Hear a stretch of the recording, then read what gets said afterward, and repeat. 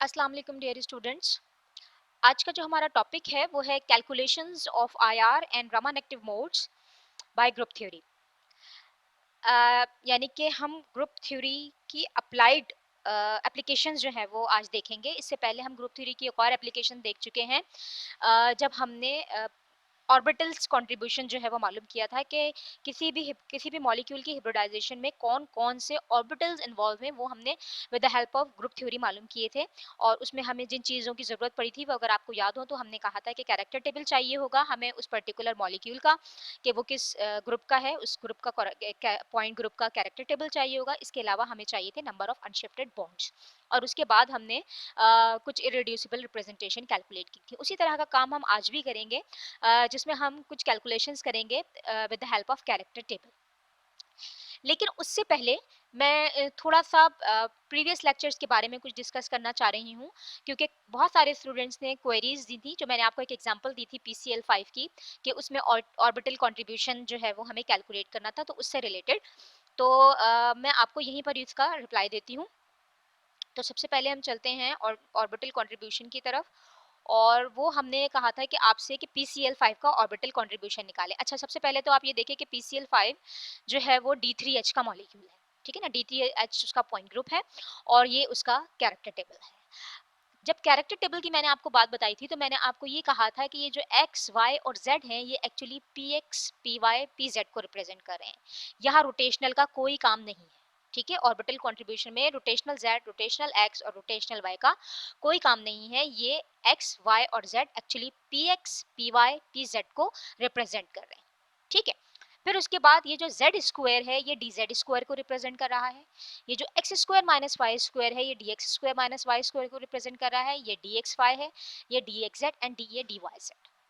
एक चीज मैंने आपको और बताई थी वो ये कि जो A1 होता है उसमें सबसे पहला जो ऑर्बिटल हम इंक्लूड करते हैं वो s ऑर्बिटल होता है। यहाँ लिखा हुआ नहीं है, लेकिन सबसे पहला जो ऑर्बिटल जिसको हम A1 कैटेगरी में लेके जाएंगे वो s ऑर्बिटल होता है, क्योंकि वो मोस्ट सिमेट्रिक है, ठीक है। अच्छा, जब BF3 की हमने बात की थी तो जो ऑर्बिटल्स हमने निकाले थे, जो मोलिक्यूलर सिंबल हमने निकाले थे वो थे A1 dash and E dash, ठीक है। अब A1 डैश के आगे देखें क्या लिखा हुआ है। A1 डैश के आगे एक तो हुआ S, ठीक है, और दूसरा क्या हुआ DZ स्क्वायर, राइट। तो मैंने कहा ओके, A1 की दो पॉसिबिलिटीज हैं कि वो S भी हो सकता है और DZ स्क्वायर भी हो सकता है। फिर E डैश के आगे देखते हैं क्या क्या लिखा हुआ है। E डैश के आगे लिखा हुआ है px py, या तो ये दोनों मिलकर e बना रहे होंगे, या dx square minus Y square और dxy मिलकर e बना रहे होंगे, ठीक है। तो ये दो पॉसिबिलिटीज है, या तो px और py होंगे या dx square minus Y square और dxy होंगे, ठीक है। तो हमने ये दोनों ऑप्शन लिख दिए। अब अगर A1 के पास भी दो पॉसिबिलिटीज हैं और E के पास भी दो पॉसिबिलिटीज हैं, तो इस तरीके से चार कॉम्बिनेशन बन सकते हैं, है ना। S का कॉम्बिनेशन इसके साथ भी बन सकता है, इसके साथ भी बन सकता है। इसी तरह DZ स्क्वायर का कॉम्बिनेशन इसके साथ भी बन सकता है, इसके साथ भी बन सकता है। तो मैंने चार पॉसिबिलिटीज यहाँ लिख दी। और फिर हमने कहा कि जो मोस्ट सूटेबल लग रही है वो ये लग रही है sp2 हिब्रिडाइजेशन, ठीक है। यानी px और py जो है वो हिब्रिडाइज हुए हैं और s ऑर्बिटल तो ऑफ कोर्स होगा, तो ये sp2 हिब्रिडाइजेशन ज्यादा दिखने में भी अच्छी लग रही है, ठीक है। जब मैंने आपको PCl5 की एग्जांपल दी तो उसमें हमने आपको ये नंबर ऑफ अनशिफ्टेड बॉन्ड्स कैलकुलेट करके दिए थे और कहा था कि अब आप इरेड्यूसिबल रिप्रेजेंटेशन जो है वो निकाल लीजिए। तो आपने जब इरेड्यूसिबल रिप्रेजेंटेशन निकाली तो वो ये निकली थी, ये मलिकन सिंबल आपके पास आए थे 2a1 dash, A2 double dash और E डैश। तो अब हम देखते हैं कि A1 डैश के आगे क्या है, ठीक है। अब A1 डैश के आगे DZ स्क्वायर है और दूसरा कौन सा था S हमेशा होगा। अच्छा, A1 डैश के आगे Z स्क्वायर DZ स्क्वायर लिखा हुआ भी है और A1 डैश हमें पता है कि वो S भी होता है, ठीक है। और यहाँ पे मुझे कितने A1 चाहिए, दो A1 चाहिए, ठीक है, दो A1 चाहिए। तो दो A1 का मतलब ये हुआ कि मुझे S भी चाहिए और DZ स्क्वायर भी चाहिए, ठीक है। तो दोनों चीजें हमने लिख दी। A2 डैश के आगे देखते हैं क्या लिखा हुआ है। A2 डैश के आगे लिखा हुआ है A2 double dash, A2 double dash के आगे लिखा है Z, इसका मतलब हुआ PZ, ठीक। देख लेते हैं हमने क्या किया है। A2 डबल डैश के आगे लिखा है PZ। अच्छा, E डैश के आगे अभी भी हमने देखा था कि या तो PX होगा या PY होगा या DXY या DX square minus Y square होगा। अब कॉम्बिनेशन देखें क्या बनेंगे। A1 की ये दो पॉसिबिलिटीज हैं और मुझे दो A1 चाहिए, ठीक है, तो इसका मतलब मुझे ये दोनों चाहिए, तो मैंने ये दोनों ही लिख दिए यहाँ पर। A2 डबल डैश एक चाहिए और एक ही है, मैंने वो भी लिख दिया, ठीक है। E डैश मुझे एक चाहिए लेकिन ये दो हैं, तो इसका मतलब सिर्फ दो कॉम्बिनेशन पॉसिबल है, एक तो इनका यानी एस डी स्क्वायर और पी जेड का पी एक्स और पी वाई के साथ, और S D Z square P Z का डी एक्स वाई और D X square minus Y square के साथ। ये मैंने सेम क्यों रखे, इसलिए कि मुझे दो A1 चाहिए और दो A1 यही हैं। ये A2 मैंने दोनों जगह सेम क्यों रखा, मुझे एक A2 चाहिए और यही एक है, ठीक है ना, तो इसमें और कोई पॉसिबिलिटी बन नहीं सकती। ई में दो मेरे पास थी बातें, तो मैंने ई में जो है वो चॉइस कर ली कि ये भी हो सकता है और ये भी हो सकता है। जब हम ये लेंगे तो ये बनेगा DsP3, और जब हम ये लेंगे तो ये बनेगा D3sp। तो अब हमें खुद पता है PCl5 की जो कॉम्बिनेशन बनते हैं या जो हाइब्रिडाइजेशन होती है वो होती है DsP3, और DsP3 के लिए जो मोस्ट सूटेबल हाइब्रिडाइजेशन है वो ये है कि एक s ऑर्बिटल हो, ये तीनों पी एक्स भी है, पी वाई भी है, पी जेड भी है, और डी जेड स्क्वायर हिब्रिडाइज हो रहा है, बाकी डी का कोई और ऑर्बिटल हिब्रिडाइज नहीं हो रहा। तो ये PCl5 की मैंने आपको एग्जांपल बता दी है, जिसके बारे में काफ़ी ज़्यादा क्वेरीज थी कि हमें ये बता दीजिए कि इसको किस तरीके से हमें ऑर्बिटल कंट्रीब्यूशन निकालने हैं। तो इस तरीके से आपने ऑर्बिटल कंट्रीब्यूशन निकालने हैं, और इसके लिए यकीनन आपको और प्रैक्टिस करनी चाहिए। ज़रूरी नहीं है कि आप BF3 का ही मॉलिक्यूल लें, हमने आपको नंबर ऑफ अनशिफ्टेड बॉन्ड कैलकुलेट करना बता दिए हैं। आप किसी भी पॉइंट ग्रुप का ले लीजिए, अगर आप आसान लेना चाहते हैं तो C2V का ले लीजिए, अगर आप थोड़ा मुश्किल की तरफ जाना चाहते हैं तो इससे हायर नंबर का ले लीजिए, D4H का ले लीजिए, थोड़ा बड़ा होता है वो। लेकिन जितना बड़ा कैरेक्टर टेबल होगा ऑफ कोर्स उसमें थोड़ी कन्फ्यूजन ज़्यादा हो जाती है, क्योंकि कैलकुलेशन थोड़ी सी ट्रिकी है, क्योंकि आपने सारे ही वैल्यूज़ को मल्टीप्लाई करके जो प्लस करना होता है, लेकिन अगर ध्यान से करेंगे तो इंशाल्लाह ये काम आप कर लेंगे। तो मेरा ख्याल है कि आपको और एग्जांपल्स जो हैं वो खुद से भी करनी चाहिए। अच्छा जनाब, सेकंड जो है वो एक करेक्शन है जो मेरे लास्ट लेक्चर में थी, लेक्चर 10 में, जब मैंने आपको ये कैलकुलेट करवाया था SN की बातें। तो जब SN के लिए कैलकुलेशन थी वो थी 2 cos थीटा माइनस 1, ठीक है। तो 2 cos थीटा माइनस 1 जब मैं S6 के लिए रख रही हूँ तो cos 60 जो है वो हाफ होता है, और हाफ को जब मल्टीप्लाई करेंगे 2 से तो 1 आ जाएगा, और 1 माइनस 1 प्लस 1 नहीं होगा, इट मस्ट बी 0, ठीक है। तो ये करेक्शन अपने पास नोट कर लीजिएगा कि S6 के लिए जो वैल्यू आएगी हमारे पास, जो कैरेक्टर आएगा S6 का वो आएगा 0, ठीक है। तो ये आप अपने पास करेक्शन नोट कर लीजिए।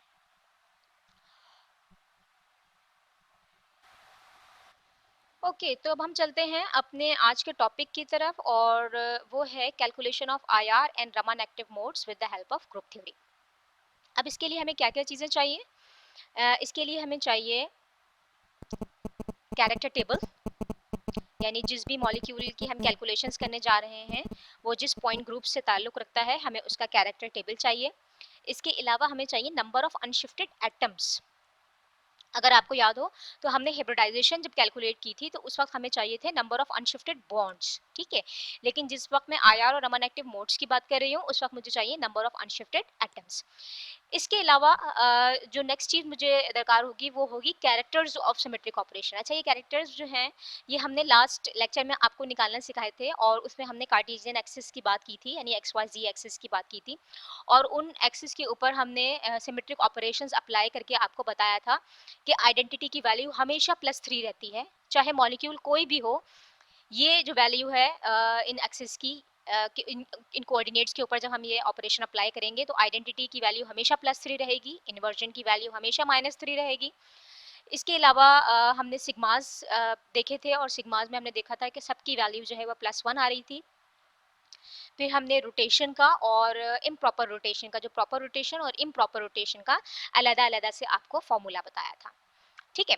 अच्छा, एग्जाम्पल जो है वो हम लेंगे वाटर की, और ये है कैरेक्टर टेबल वाटर का, जिसके अंदर हमें पता है कि ये तो हमारा पॉइंट ग्रुप है, ये सिमेट्रिक ऑपरेशंस है, ये मोलिकन सिंबल है जो कि इन इरेड्यूसिबल रिप्रेजेंटेशन को रिप्रेजेंट कर रहे हैं। ये इरेड्यूसिबल रिप्रेजेंटेशन है एक्चुअली। जहाँ पर मैं हाइब्रिडाइजेशन की बात करूँगी वहाँ ये ऑर्बिटल्स को करस्पॉन्ड कर रहे होंगे, और जब मैं आईआर और रमन एक्टिव मोड्स की बात कर रही होंगी तो ये एक्चुअली मोड्स को रिप्रेजेंट करेंगे। अभी हम देखेंगे कि किस तरीके से। जब मैंने हाइब्रिडाइजेशन की बात की थी तो मैंने आपको कहा था हम ये रोटेशनल वाली चीज़ों को नहीं लेंगे, और हम सिर्फ इसको as a P X, P Y, P Z, और इसको मैं लूँगी D X Y, D X Z, D Y Z and जो भी अगर X square minus Y square है तो D X square minus Y square और ये डी जेड स्क्वायर। ये वाला जो कॉलम है एक्चुअली ये कार्टेशियन प्रोडक्ट को रिलेट करता है और ये जो है वो एक्चुअली रोटेशनल और ट्रांसलेशनल मोशन को रिप्रेजेंट कर रहे हैं। अच्छा, अब हम ये देखते हैं कि आज जो हम काम करने जा रहे हैं उसके लिए हमें क्या-क्या चीज़ें दरकार हैं और हम क्या-क्या किस तरीके से स्टेप बाय स्टेप ये सारा काम करेंगे। कैरेक्टर टेबल हमारे पास आ गया, एग्जांपल हमने ली है वाटर की। वाटर का हमें ज़हन में है कि एक ऑक्सीजन है, 2 हाइड्रोजन है और इसमें जो एक्स एक्सिस है वो टॉप टू बॉटम है, sorry Z axis top to bottom है, X axis out of the plane है और Y axis left to right है। ठीक है, ये हमारे जहन में है। और अब हम सबसे पहली जो चीज़ हमें चाहिए वो है नंबर ऑफ अनशिफ्टेड कैरेक्टर टेबल तो चाहिए, वो आ गया हमारे पास। दूसरी चीज़ जो मुझे चाहिए वो है नंबर ऑफ अनशिफ्टेड एटम्स। ठीक है, अब नंबर ऑफ अनशिफ्टेड एटम्स के लिए मैं क्या करूं?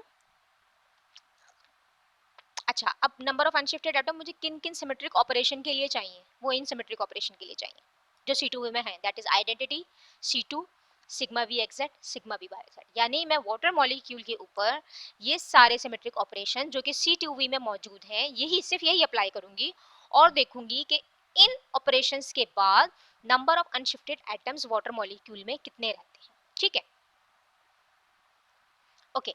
तो अब देखें ये वाटर मॉलिक्यूल है और मैंने इसको इस तरह बनाया है कि ऑक्सीजन है, हाइड्रोजन ए है, हाइड्रोजन बी है और जब मैंने इसके ऊपर आइडेंटिटी लगाई तो सब के सब अपनी जगह में है, कोई भी एटम शिफ्ट नहीं हुआ। कितने एटम कितने हैं इसमें टोटल? 3, एक ऑक्सीजन, 2 हाइड्रोजन, टोटल 3 एटम्स हैं। बॉन्ड 2 थे, अगर आपको याद हो तो हमने जब हाइब्रिडाइजेशन की बात की थी तो बॉन्ड्स की बात की थी, अब हम एटम्स की बात कर रहे हैं। तो नंबर ऑफ अनशिफ्टेड एटम कितने हैं? 3, क्योंकि तीनों ही शिफ्ट नहीं हुए तो नंबर ऑफ अनशिफ्टेड एटम 3। ठीक, फिर उसके बाद जो दूसरा सिमेट्री एलिमेंट उसके अंदर मौजूद है हमारे कैरेक्टर टेबल में C2V के, वो है C2। ये हमारा Z एक्सिस है, ठीक है ना, ये वाला Z एक्सिस है, out of the plane X axis है और left to right Y axis है, ये हम सबको पता है। अच्छा, जब मैंने इसके ऊपर C2 अप्लाई किया तो B यहाँ आ जाएगा, A यहाँ आ जाएगा, O अपनी जगह में है। ठीक है, तो कितने एटम शिफ्ट हो गए? ये दोनों शिफ्ट हो गए, ये अनशिफ्टेड है, तो number of unshifted atom after C2 operation is 1। ठीक है, अब हम देखते हैं बकिया जो दो ऑपरेशन है, that is sigma XZ and sigma Y Z. Sigma XZ का मतलब है वाई को बाइसेक्ट करना, ठीक, और वाई कौन सा है? Left to right. तो लेफ्ट टू राइट को जब बाइसेक्ट करूंगी तो यही होगा कि ये वाली चीज यहाँ नजर आएगी, ये वाली चीज यहाँ नजर आएगी और ये जो एटम मौजूद है ऑक्सीजन का ये अपनी जगह में नजर आएगा। इसका मतलब यहाँ पर भी यही सिचुएशन है कि नंबर ऑफ अनशिफ्टेड एटम एक है, बाकी ये दोनों जो है वो शिफ्ट हो गए हैं। अच्छा, वाई जेड कौन सा वाला होता है? वाई जेड वो होता है जो कि एक्स को बाइसेक्ट करता है, और एक्स कौन सा है? जो आउट ऑफ द प्लेन है, यानी जो हमारी तरफ आ रहा है। जब इसको बाइसेक्ट करता हुआ मिरर में इसके सामने रखूंगी तो एच ए अपनी जगह में नजर आएगा, एच बी भी अपनी जगह में नजर आएगा, ओ भी अपनी जगह में नजर आएगा। इसका मतलब है तीनों ही एटम्स अनशिफ्टेड हैं, तो नंबर ऑफ अनशिफ्टेड एटम्स क्या हो गए? 3। अब हमें क्या, हमने ये सारे नंबर ऑफ अनशिफ्टेड एटम्स जो है वो मालूम कर लिए। ठीक है, अच्छा क्या क्या चीजें चाहिए थी दोबारा देखते हैं। हमें चाहिए था कैरेक्टर टेबल, ये हमारे पास आ गया। नंबर ऑफ अनशिफ्टेड एटम्स वो हमने निकाल लिए। अब हमें चाहिए कैरेक्टर ऑफ सिमेट्रिक ऑपरेशन। इसके लिए आपको अगर याद है तो वेरी गुड, नहीं तो लेक्चर नंबर जो लेक्चर नंबर 10 है जो इससे पहले वाला लेक्चर है उसमें आप देखिएगा कि कैरेक्टर ऑफ सिमेट्रिक ऑपरेशन क्या थे। अभी मैंने आपको बताया था आइडेंटिटी के लिए ये वैल्यू हमेशा क्या रहेगी? +3। C2 के लिए हमेशा क्या रहेगी? -1 कैलकुलेट की थी हमने, ठीक है, कैलकुलेट की थी हमने। C2 के लिए -1 रहेगी हमेशा। सिग्मा एक्जेड के लिए भी +1 थी और सिग्मा वाई जेड के लिए भी +1 थी। मैं आपको शो कर देती हूँ।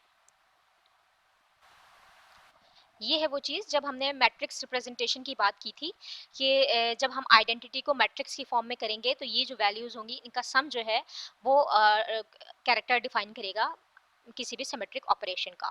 तो आइडेंटिटी के लिए ये वैल्यू हमेशा +3 होगी। याद रहे, फिर दोबारा कह रही हूँ कि ये मॉलिक्यूल के ऊपर डिपेंड नहीं कर रही, ठीक है, क्योंकि ये एक्सिस के ऊपर या कोऑर्डिनेट्स के ऊपर हमने ये काम किया था। तो ये वैल्यू हमेशा आइडेंटिटी के लिए +3, इन्वर्जन के लिए हमेशा -3, सिग्मा एक्स वाई के लिए +1, सिग्मा एक्स जेड के लिए भी +1, सिग्मा वाई जेड के लिए भी +1 और C2 के लिए -1। ठीक है, तो जो आज के लिए हमें चीजें चाहिए थी वो हमने देख ली है कि C2 के लिए -1, YZ के लिए भी +1 एग्जेड के लिए भी +1 और आइडेंटिटी के लिए +3। ठीक है, ओके। तो अब हम चलते हैं अपने लेक्चर की तरफ, और यहाँ पर हमें अब चाहिए कैरेक्टर ऑफ सिमेट्रिक ऑपरेशन, वो भी हमने निकाल लिया। तो कैरेक्टर टेबल भी हमारे पास आ गया, अनशिफ्टेड एटम्स भी हमारे पास आ गए, कैरेक्टर ऑफ सिमेट्रिक ऑपरेशंस भी आ गए। अब हमें कैलकुलेशंस कैसे करनी है वो देखते हैं।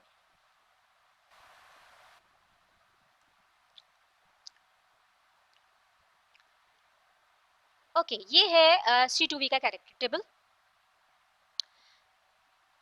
जो कि बिल्कुल मैंने वैसे ही बना लिया है। Identity C2 sigma V X Z sigma V Y Z, ये इसके रोटेशनल एंड ट्रांसलेशन मोशन, ये कार्टेशियन जो प्रोडक्ट्स थे वो, और नंबर ऑफ अनशिफ्टेड एटम्स जो कि मैंने अभी कैलकुलेट किए थे कि आइडेंटिटी के लिए ये 3 था, C2 में 1 था, सिग्मा वी में 1 था और सिग्मा वी वाई जेड में 3 था। देख लीजिए दोबारा, आइडेंटिटी में नंबर ऑफ अनशिफ्टेड एटम्स 3 थे, C2 में नंबर ऑफ अनशिफ्टेड एटम 1 था, एक्स जेड में भी 1 और वाई जेड में 3। ठीक, तो यही मैंने लिख दिया है 3 1 1 3। ठीक, कंट्रीब्यूशन ऑफ सिमेट्रिक एलिमेंट क्या था, अभी हमने बताया था, आइडेंटिटी में +3, C2 में हमेशा -1, sigma V X Z +1, sigma V Y Z +1। अब जो काय की जो वैल्यू थी ना, जब लास्ट टाइम हमने आपको काय की वैल्यू बताई थी, तो वो काय की वैल्यू थी नंबर ऑफ अनशिफ्टेड बॉन्ड्स, सिर्फ वही थी। ठीक है, लेकिन आज जो हम कैलकुलेशन करने जा रहे हैं उसमें, क्योंकि हमें ये मूवमेंट पता करनी है, यानी हमें नंबर ऑफ मोड्स पता करनी है किसी भी मॉलिक्यूल के अंदर, कि कितनी डायरेक्शंस में उसकी मोड हो सकती है या मोशंस हो सकती हैं। तो हमें पता है कि हर मॉलिक्यूल के पास 3 डिग्री ऑफ फ्रीडम है। ठीक है ना, 3 डिग्री ऑफ फ्रीडम है, यानी एक्स एक्सिस पे भी मूव हो सकती है, वाई एक्सिस के ऊपर भी और जेड एक्सिस के ऊपर भी। यही वजह है कि हम यहाँ पर एटम्स की बात भी करेंगे और कोऑर्डिनेट्स की बात भी करेंगे। ये जो चीजें थी, अगर आपको याद हो तो ये मैंने सारे ऑपरेशन कोऑर्डिनेट्स पर अप्लाई किए थे। ठीक है ना, तो अब जो मेरा काय की वैल्यू होगी वो इन दोनों का मल्टीपल होगा, यानी नंबर ऑफ अनशिफ्टेड एटम्स और कंट्रीब्यूशन ऑफ सिमेट्रिक एलिमेंट, इन दोनों का जो मल्टीपल होगा वो मेरे पास काय की वैल्यू होगी, यानी ये होगा +9, ये वैल्यू होगी -1, ये वैल्यू होगी +1 और ये वैल्यू होगी +3। ठीक है, ये काय की वैल्यू जो हमने लास्ट टाइम इस फॉर्मूले के अंदर रखी थी, बिल्कुल वैसे ही सी जो है वो कोफिशिएंट है सिमेट्रिक ऑपरेशन का, जे जो है वो ये इस वैल्यू की बात करेंगे हम, जो कैरेक्टर टेबल के अंदर हम हर हर मोड को पता करते जाएंगे और हम देखेंगे कि वैल्यू क्या है और काय क्या है। काय की वैल्यू पहले जब हमने कैलकुलेट की थी वो थी नंबर ऑफ अनशिफ्टेड बॉन्ड्स, लेकिन आज जब हम बात कर रहे हैं तो वो है multiple of number of unshifted atoms multiply by contribution of symmetric elements. इन दोनों को मल्टीप्लाई करेंगे तो काय की वैल्यू आएगी। ठीक, अच्छा, अब एक ना बहुत इंपॉर्टेंट बात सुन लीजिए, वो ये कि जब हम मैं कैलकुलेशन करूंगी तो वो तो हमें बहुत अच्छे तरीके से आती है, हम क्या करते हैं, तीनों चीज़ों को मल्टीप्लाई करते हैं और सम कर देते हैं। ठीक है, अब यहाँ पर 4 सिमेट्रिक ऑपरेशंस हैं तो ये 4 ही वैल्यू आनी चाहिए ना। ठीक है, लेकिन उसके लिए पहले फॉर्मूले को हम एक दफा और देख लेते हैं। इररेड्यूसिबल रिप्रेजेंटेशन बराबर किसकी होगी, 1/h। h क्या है, ऑर्डर ऑफ कैरेक्टर टेबल ना। ये ऑर्डर ऑफ सिमेट्रिक ऑपरेशंस क्या है, 1 + 1 + 1 + 1, यानी इस केस में जो h की वैल्यू है वो है 4। मैंने आपको दो तरीके बताए थे h कैलकुलेट करने के। एक तरीका तो ये कि आप जितने भी सिमेट्रिक एलिमेंट्स हैं इनके कोफिशिएंट को प्लस कर लीजिए, एक तरीका तो ये हो गया, तो आंसर आ गया 4। सब में 1 1 है तो इसलिए 4। दूसरा तरीका ये बताया था कि जितने भी मोलिक्यूल सिंबल में आइडेंटिटी की वैल्यूज हैं इनका स्क्वायर करके सम कर लें। ठीक है, तब भी वही आना चाहिए। तो अगर मैं 1 का स्क्वायर करूं, इन सब 1 का स्क्वायर करूं तो ऑफ कोर्स 1 ही आएगा, और इन सबको जब प्लस करूंगी तो वो भी 4 आएगा। ठीक है, तो 4 मोलिक्यूल सिंबल हैं, 4 दफा 1 को प्लस किया तो ये आ गया 4। तो ऑर्डर जो है वो इस कैरेक्टर टेबल का वो 4 है, चाहे मैं इधर से कैलकुलेट करूं चाहे मैं इधर से कैलकुलेट करूं। ठीक, तो मैंने लिख दिया 1/4। अब मैंने कैलकुलेशन किस किस के लिए करनी है, कैलकुलेशंस मुझे करनी है A1 के लिए भी, A2 के लिए भी, B1 के लिए भी और B2 के लिए भी, बिल्कुल वैसे ही। A1 के लिए करूंगी तो this multiply by this multiply by this. ठीक है ना, यानी 1 multiply by 1 multiply by 9, that is 9। ठीक, फिर यहाँ आ जाइए प्लस के साइन के साथ, 1 मल्टीप्लाई बाय 1 मल्टीप्लाई बाय -1, तो ये हो गया -1। ठीक है, फिर उसके बाद प्लस के साइन के साथ अब इधर आ जाते हैं, क्योंकि हम A1 के लिए कैलकुलेशन कर रहे हैं इसलिए हम इसी चीज को देखेंगे। ये इसका कोफिशिएंट 1, फिर multiply by 1 multiply by +1, that is +1। ठीक, फिर उसके बाद हम यहाँ आ जाते हैं 1 मल्टीप्लाई बाय 1 मल्टीप्लाई बाय +3, तो ये आ गया 3। और जब हमने इसको पूरा कैलकुलेट किया तो A1 आ रहा है 3। यही काम हमने A2, B1, B2 के लिए किया और हमारे पास ये वैल्यूज आ गई हैं। अच्छा, अब एक बेसिक बात, जब भी हम नंबर ऑफ मोड्स की बात करते हैं, नंबर ऑफ मोशंस की बात करते हैं किसी भी मॉलिक्यूल में, तो वो हमेशा होती है 3n। n क्या है? Number of atoms. ठीक है, यानी ये जो मैंने कैलकुलेशन की है मैं इनको रीचेक कर सकती हूँ कि ये मैंने सही कैलकुलेट किया है या नहीं किया। ठीक है, अब मेरे पास इस वक्त ये जो भी काम हो रहा है ये एक पर्टिकुलर मॉलिक्यूल के लिए हो रहा है और वो मॉलिक्यूल है वाटर। ठीक है, और वाटर में कितने एटम्स हैं? 3। अब अगर मैं फॉर्मूले की बात करूं, यानी कि अगर मैं अभी यहाँ पर फॉर्मूले की बात करूं कि ओके के नंबर ऑफ मोड्स या जो भी हम जिनकी बात कर रहे हैं, नंबर ऑफ मोशंस या नंबर ऑफ मोड्स, वो बराबर होती है 3n की। ठीक है, और n क्या है? Number of atoms. तो अब अगर मैं देखूं तो इसका मतलब ये हुआ कि ये बराबर है 3 मल्टीप्लाई बाय 3, 3 फॉर्मूले का और n number of atoms in water. ठीक है, वो कितने हैं? वो भी 3 है। तो ये 3 3 जा 9 मोड्स आनी चाहिए मेरे पास, यानी मेरे पास टोटल 9 मोड्स आनी चाहिए। अब जरा देखिए इधर कि जो मैंने कैलकुलेशंस की हैं उनमें कितनी मोड्स आ रही हैं? 3a1 1a2 2b1 3b2, यानी टोटल अगर करें तो 3 2 5 1 6 and 3 9, total number of modes 9 ही आ रही है। तो यहाँ तक तो मेरा काम ठीक है। ठीक है, ये है total number of modes. Total, जब टोटल नंबर ऑफ मोड्स की जब मैं बात करूंगी तो अब ये टोटल नंबर ऑफ मोशंस हैं जो उस वाटर मॉलिक्यूल में हो रही हैं, वो टोटल नंबर ऑफ मोशंस हैं। ठीक है, अब वो कहीं पर भी हो रही हैं, किस तरह भी हो रही हैं, वो टोटल नंबर ऑफ मोशंस हैं। अब इनमें से जो 6 मोशंस होंगी ना, 6 का मतलब ये कि उसमें से 3 ट्रांसलेशनल और 3 रोटेशनल जो मोशन होंगी वो आईआर एक्टिव नहीं होंगी या रमन एक्टिव नहीं होंगी। क्यों नहीं होंगी? वो इस वजह से कि जब भी कभी ट्रांसलेशनल मोशन हो रही है या रोटेशनल मोशन हो रही है तो हमें जहन में लाना पड़ेगा कि एक्चुअली मॉलिक्यूल के साथ हो क्या रहा है।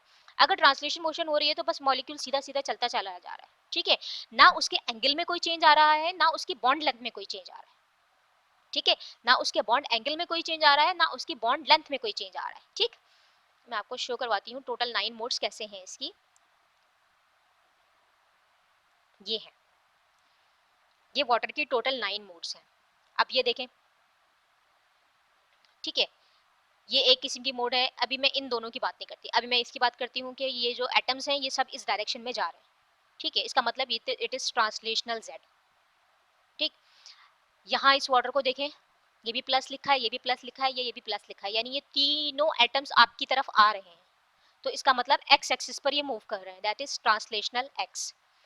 फिर अगर मैं कहूँ कि ये तीनों एटम्स जो हैं वो राइट हैंड साइड पर जा रहे हैं, तो ये तीनों ही जो हैं वो ट्रांसलेशनल कर रहे हैं वाई पर। तो चाहे ट्रांसलेशनल जेड हो, चाहे ट्रांसलेशनल एक्स हो, चाहे ट्रांसलेशनल वाई हो। ठीक है, ये इन तीन की अभी मैं फिलहाल बात कर रही हूँ। इन तीनों में ना तो इसके एंगल में कोई चेंज आ रहा है, ना इसके बॉन्ड विड्थ में कोई मतलब लेंथ में कोई चेंज आ रहा है, ना बॉन्ड लेंथ चेंज हो रही है, ना बॉन्ड एंगल चेंज हो रहा है। That is why this is nether IR active nor Raman active. ठीक है, इसी तरीके में जब हम रोटेशन की बात करेंगे, अब अगर आप इसको समझ सकें तो अगर ये प्लस है यानी ये आपकी तरफ आ रहा है और ये माइनस है, इसका मतलब पीछे की तरफ जा रहा है। तो इसका मतलब जब ये आगे आ रहा है और वो पीछे जा रहा है तो ये जेड एक्सिस ये वाला है, तो रोटेशन हो रही है जेड एक्सिस पर। जब रोटेशन हो रही है जेड एक्सिस पर, जब रोटेशन हो रही है वाई एक्सिस पर और या रोटेशन हो रही है एक्स एक्सिस पर, तीनों में आप देखें कि इनके ना बॉन्ड एंगल में चेंज आ रहा है, ना इनकी बॉन्ड लेंथ में चेंज आ रहा है। तो इसका मतलब ये हुआ कि ये तीन ट्रांसलेशनल मोशन है, ये तीन जो ट्रांसलेशनल मोशन है ये, या ये तीन रोटेशनल मोशन है ये तीन, इन तीनों में ना तो बॉन्ड एंगल चेंज हो रहा है, ना बॉन्ड लेंथ चेंज हो रही है। इसका मतलब ये वाली मोड्स मुझे माइनस करनी पड़ेंगी टोटल 9 में से। ठीक है, तो अब ये जो टोटल 9 है, अब मुझे पता लग रहा है इसमें से जो 6 है वो मेरे काम की नहीं है। क्यों काम की नहीं है? वो इस वजह से कि जो उसमें 3 ट्रांसलेशनल हैं और तीनों रोटेशनल हैं, उन तीनों रोटेशनल और तीनों ट्रांसलेशन यानी टोटल 6 मोड्स में ना तो बॉन्ड एंगल में चेंज आ रहा है और ना ही बॉन्ड लेंथ में चेंज आ रहा है, इसलिए वो आईआर और रमन एक्टिव हो नहीं सकती। तो अब हम क्या करेंगे, अब हम चलेंगे वापस यहाँ पर और देखेंगे कि इनमें से मैं जो टोटल मोड्स हैं, ये जो टोटल मोड्स हैं, यानी नंबर ऑफ मोड्स जो टोटल थी, या यहाँ पर मैं लिख देती हूँ total modes, number of total modes, वो ये, ठीक है। लेकिन इनमें से जेन्युइन कौन सी है, ठीक है, इनमें से जेन्युइन कौन सी है,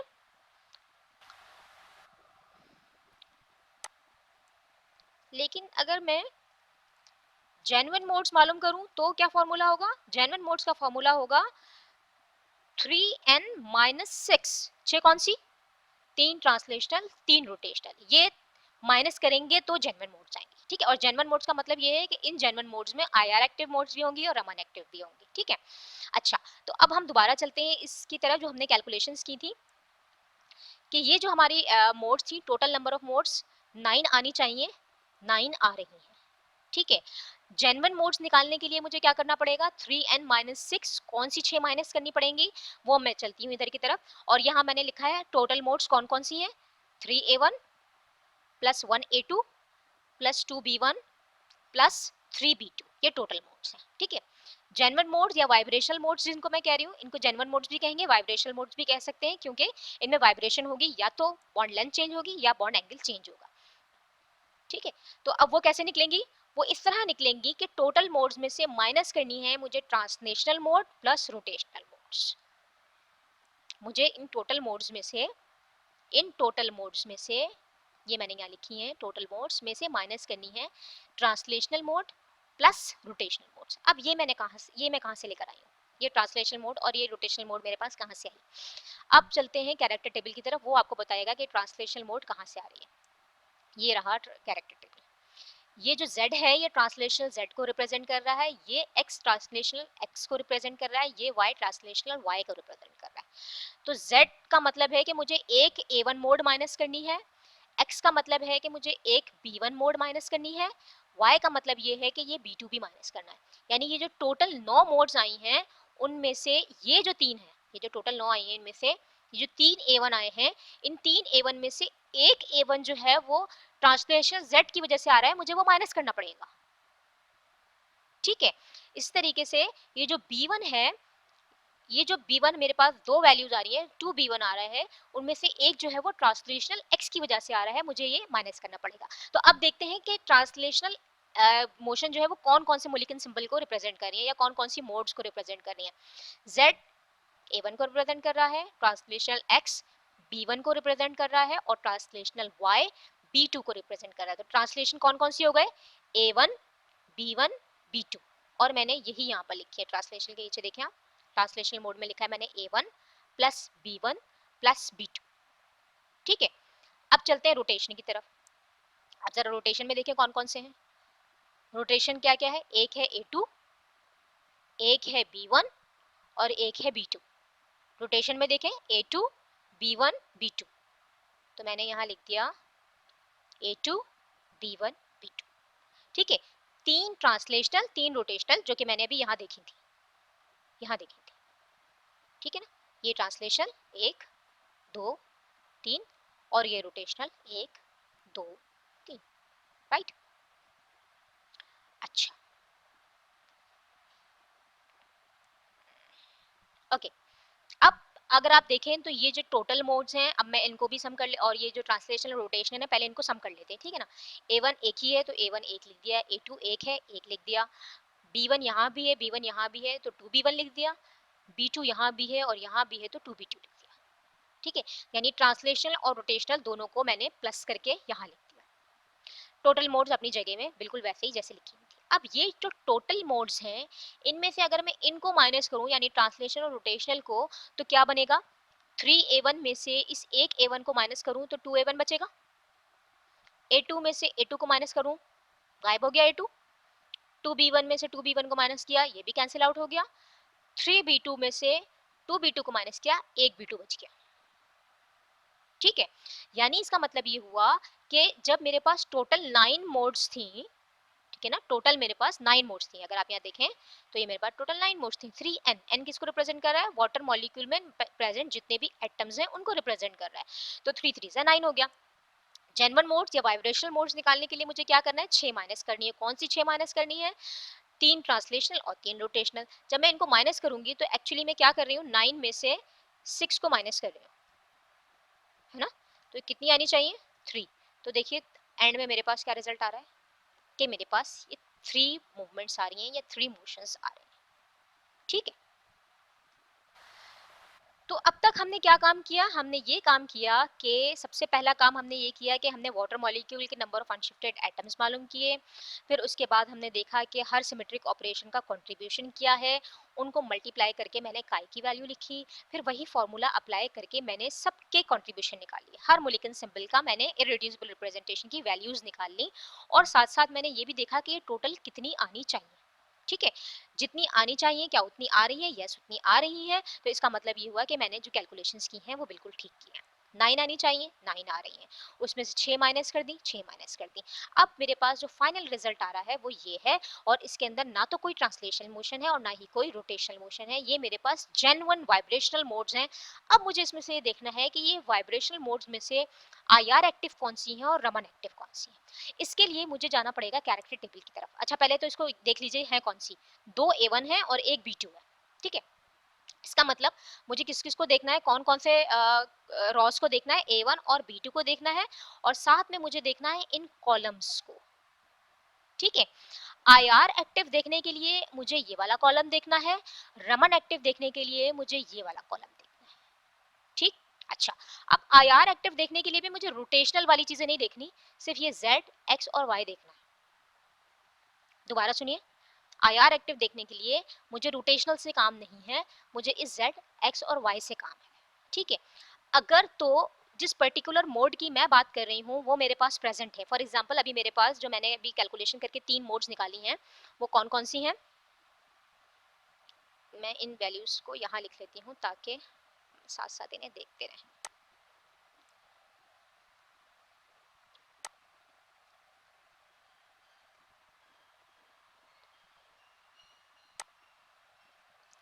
ठीक है, 2A1 और 1B2। अच्छा 2A1 कौन सी है, ये A1 ये रहा, ठीक है।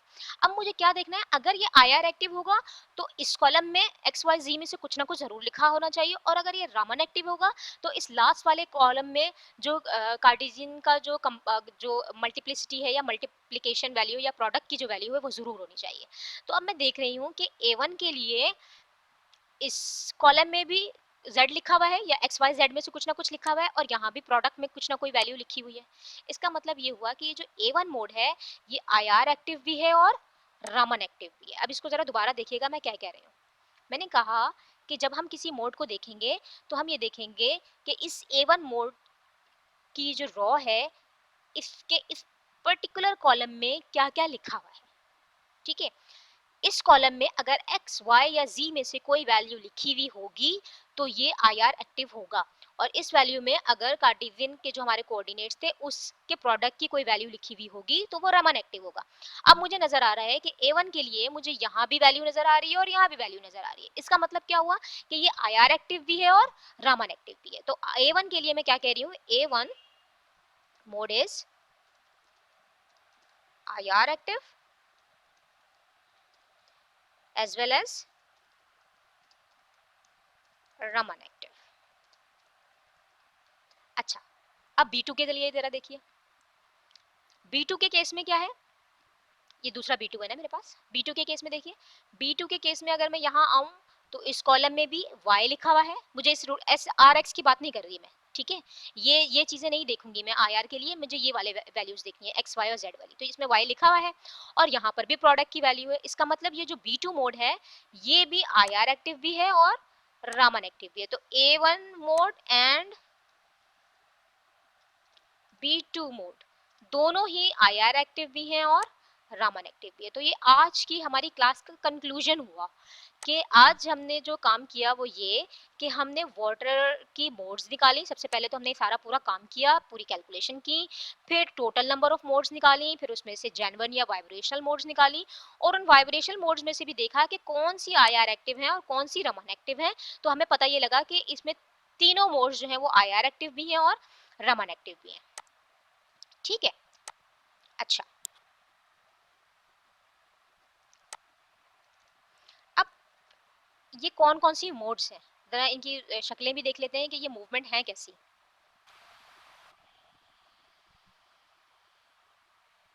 ये मूवमेंट है जनाब ऐसी, ये है मूवमेंट। ये एक मूवमेंट है जिसके अंदर ये वाला जो हाइड्रोजन है ये बाहर की तरफ जा रहा है, ये वाला हाइड्रोजन भी बाहर की तरफ जा रहा है। बाहर की तरफ जा रहा है मतलब इसकी लेंथ बढ़ रही है, ठीक है ना। ये लेंथ बढ़ाने के लिए कोई ना कोई एनर्जी चाहिए होगी ना इसे, कोई ना कोई फ्रीक्वेंसी चाहिए होगी इसे। तो वो जो फ्रीक्वेंसी होगी वो किस रीजन में फॉल करती है, वो आईआर और रमन रीजन में फॉल करती है, ठीक है। ये वाली जो चीज है ये आईआर एक्टिव भी है, रमन एक्टिव भी है, वो हमने वहां से देख लिया, ठीक है। अब ये जो मूवमेंट है कि ये बॉन्ड ये जो बॉन्ड लेंथ है ये बढ़ भी रही है और इसका ऑपोजिट क्या है कि ये वापस अपनी तरफ जा रहा है। अच्छा, अब आप देखें तो ये दोनों बॉन्ड्स एक साथ लंबे हो रहे हैं और एक साथ ही छोटे हो रहे हैं, ठीक है। It's called symmetric stretching. अगर आपके जहन में हो तो आईआर की जो मूवमेंट होती है दो तरह की होती है, एक होती है स्ट्रेचिंग और दूसरी होती है बेंडिंग, ठीक है ना। और बेंडिंग की भी चार किस्में होती हैं, जरा देख लीजिएगा कौन कौन सी होती है, राइट। तो जब स्ट्रेचिंग हो रही है तो हम देख रहे हैं कि स्ट्रेचिंग में बॉन्ड स्ट्रेच हो रहा है और बॉन्ड की जो लेंथ है वो कम हो रही है। ये दोनों एक साथ बढ़े एक साथ कम हो रहे हैं। ये जो है ये वाली जो V3 है ये एसिमेट्रिक स्ट्रेचिंग है, यानी ये बढ़ रहा है ये कम हो रहा है, इसी तरीके से ये बढ़ रहा है ये कम हो रहा है, दिस इज एसिमेट्रिक स्ट्रेचिंग। तो ये जो दोनों हैं वो ये स्ट्रेचिंग है। अच्छा, इन दोनों में बॉन्ड लेंथ चेंज हो रही है, ठीक है। ये जो वाली मोड है इसके अंदर एंगल चेंज हो रहा है, ये इधर आ रहा है ये इधर आ रहा है, यानी दोनों का एंगल जो है वो कम हो रहा है। इसी तरीके से ये पीछे जा रहा है ये पीछे जा रहा है, तो ये एंगल जो है वो बड़ा हो रहा है। इसको हम विजुअलाइज करते हैं थोड़ा सा कि दिखने में कैसे है। ये ऐसे, ये देखिए ये सिमेट्रिक स्ट्रेचिंग है। पहले इसको देखिएगा, जो मैंने अभी आपको ये वाली दिखाई थी ये वाली, ठीक है। पहले सिमेट्रिक स्ट्रेचिंग को देखिए कि दोनों बॉन्ड्स एक साथ बड़े हो रहे हैं एक साथ छोटे हो रहे हैं। तो ये कैसे दिख रहा है, ऐसा, दोनों बॉन्ड एक साथ बड़े हो रहे हैं एक साथ छोटे हो रहे हैं, दिस इज सिमेट्रिक स्ट्रेचिंग, ठीक है। अच्छा, दूसरी क्या चीज थी कि ये वाला बॉन्ड इधर आ रहा है ये वाला बॉन्ड इधर आ रहा है, यानी इनका जो बॉन्ड एंगल है वो चेंज हो रहा है, यानी ये बॉन्ड कंप्रेस हो रहा है फिर जो है वो खुल रहा है।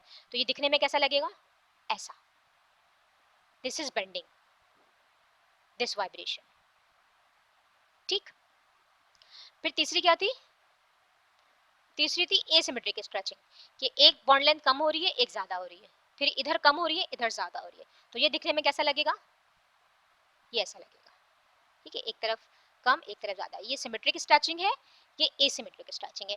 और ये तीनों ही मोड्स आईआर एक्टिव भी हैं और रमन एक्टिव भी हैं। अच्छा, अब इसको हमने A1, इसको हमने A1 कहा है, इसको भी हमने A1 कहा है और इसको B2 कहा है, ठीक है। ऐसा क्यों कहा, मतलब इसके पीछे क्या राज है वो भी जरा देख लेते हैं। अगर आप देखें इस मूवमेंट को जहन में लेकर आइएगा, ठीक है ना। ये मूवमेंट कैसी है कि ये बॉन्ड इधर को बढ़ रहा है इधर को भी बढ़ रहा है और वापस भी सेम डायरेक्शन के अंदर ही जा रहा है, ठीक है।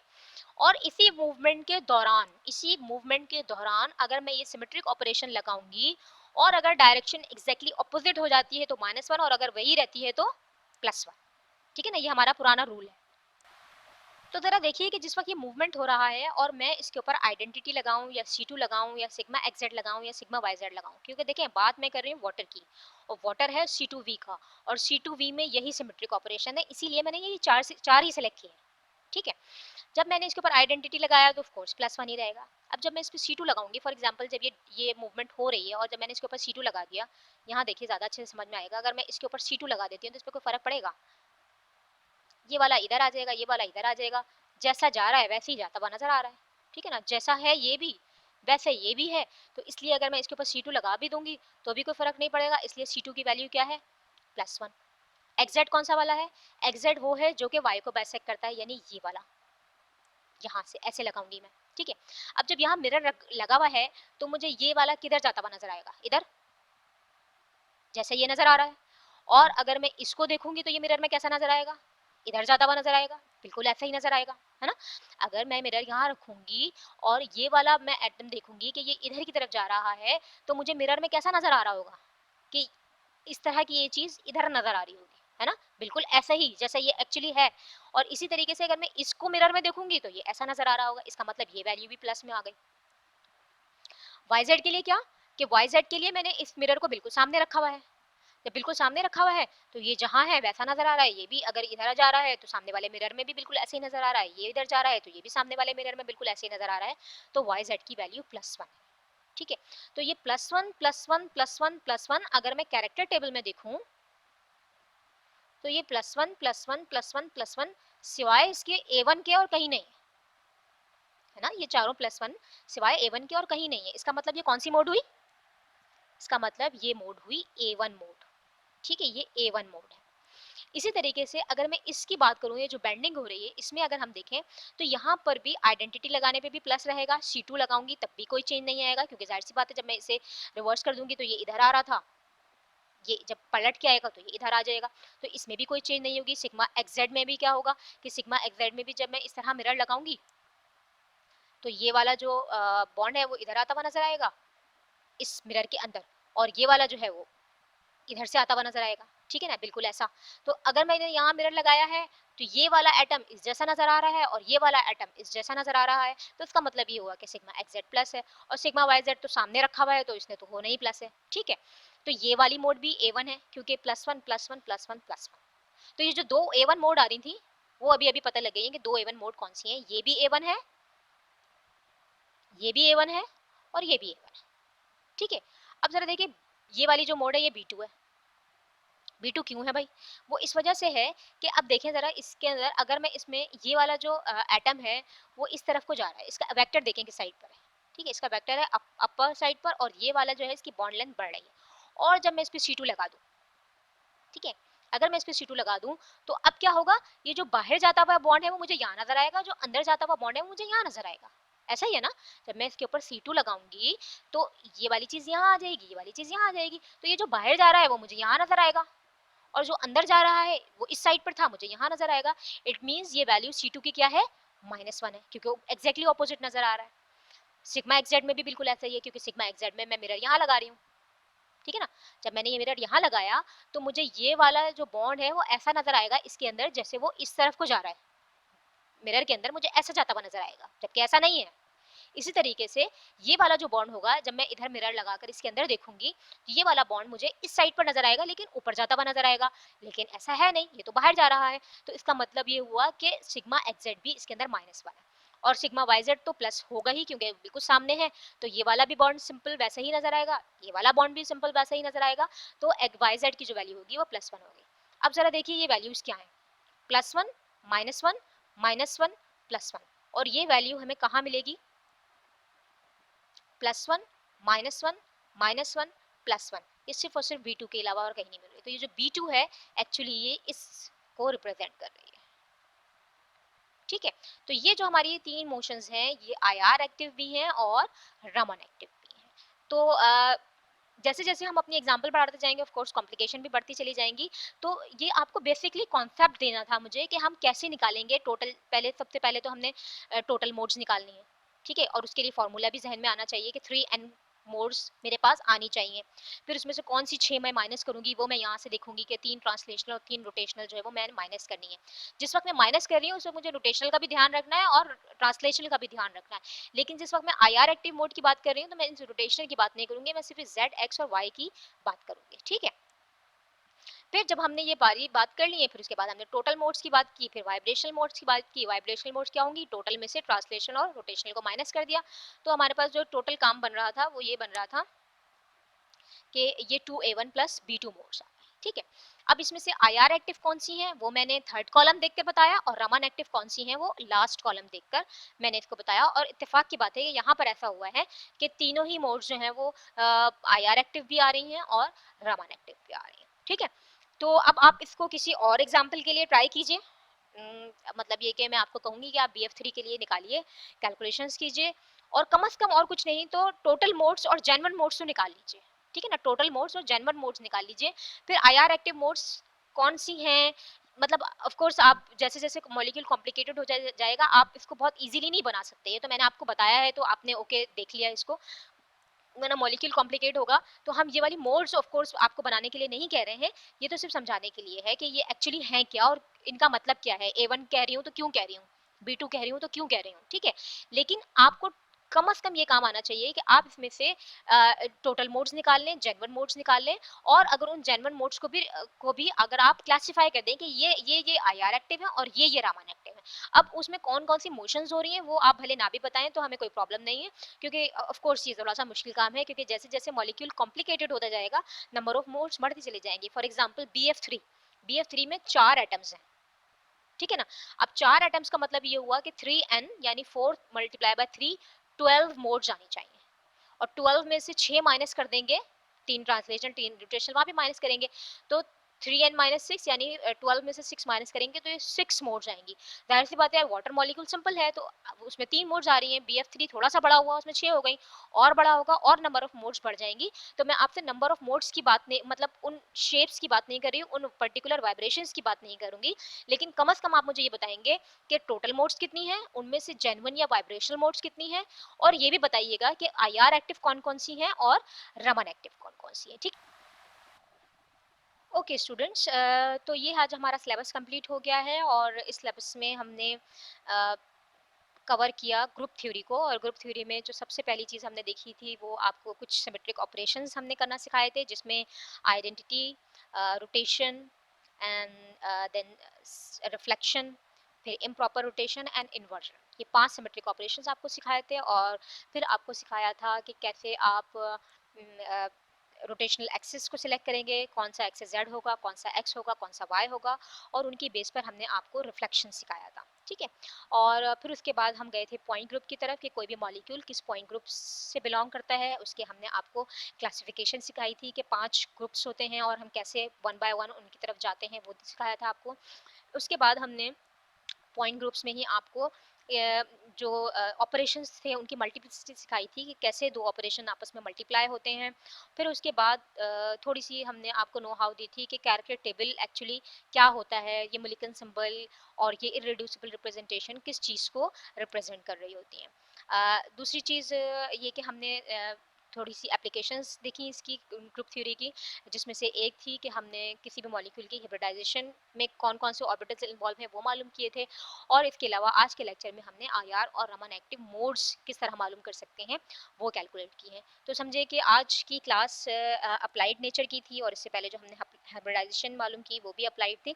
तो ये एक्चुअली ग्रुप थ्योरी के फ़ायदे हैं। ऑफ कोर्स इसके और भी फ़ायदे हैं जो कि मैथमेटिक्स के पॉइंट ऑफ व्यू से बहुत ज़्यादा हैं। यहाँ पर हमारा सिलेबस जो है वो कंप्लीट होता है। आपको कोई भी प्रॉब्लम हो, कोई भी चीज़ आप पूछना चाहें, without any hesitation you can ask, और इंशाल्लाह जो है वो हम टच में रहेंगे, चाहे आप प्राइवेटली पूछना चाहें या आप व्हाट्सएप ग्रुप में पूछना चाहें, यू आर ऑलवेज वेलकम, ठीक है। बस अच्छे से पढ़िए, इन चीज़ को समझिए, और समझ के क्वेश्चन करते हैं तो बताने का भी मज़ा आता है और समझाने का भी मज़ा आता है। तो आई होप कि आप सब लोग जो हैं वो अच्छे तरीके से मेहनत करेंगे, और ये सारी चीज़ें जो हैं जो हमने आपको समझाई हैं, इसको आप अच्छे तरीके से समझेंगे, ठीक है। Okay, wish you good luck. Allah हाफ़िज़।